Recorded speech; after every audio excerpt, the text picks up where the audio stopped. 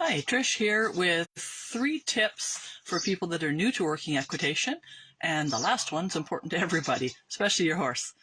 So if you're just starting out, and regardless of what discipline you've come from or how high a level that you're at, you can start working equitation at any level.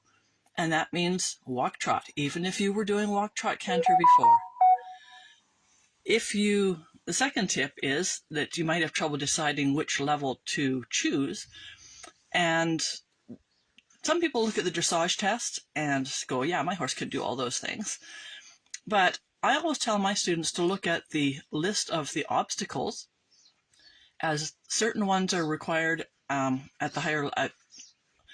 Some of them are not required at intro, but they are required at all the other levels. And some of the obstacles have a choice of gaits, or they have a specific gait specified. And so it's important that you look at all the obstacles that your horse might have to do in competition and decide whether it's fair to ask him to do them at the gait that they've said you have to do them at. And if not, then you might want to choose a lower level.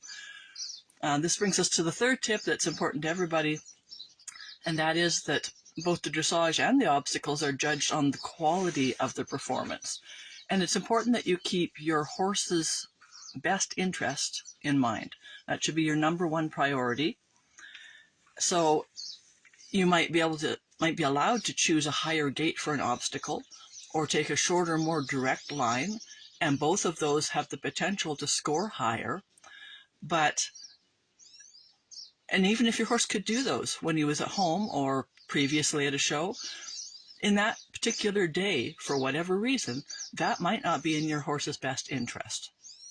So as quality is the important part, you want to make sure that you're choosing what's best for your horse so that they can give you their best quality. And at Working Equitation Simplified, I make courses to help you learn how to train your horse to do quality movements, and from that principle of keeping their best interests in mind. So if you don't get my emails, you might want to sign up. I'll put the link down below to make sure that you get notified of any new courses and freebies and different things I have going on to help you advance your horse.